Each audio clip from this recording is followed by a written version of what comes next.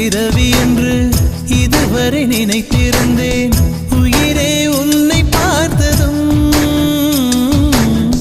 உலகே புதியதானதே.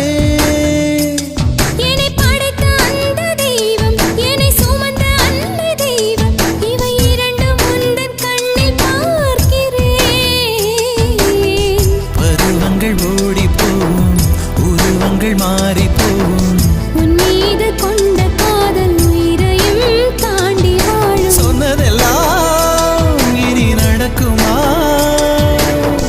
நடக்கும் நடக்கும், நான் கூட சொல்கிறேன். அழகே பிரம்மனிடம் மனு கொடுக்க போயிருந்தேன், நீ என் மனைவியாக வேண்டும் என்று. ஆண்டு பல காத்திருக்க வேண்டும் என்று அவன் சொன்னான்.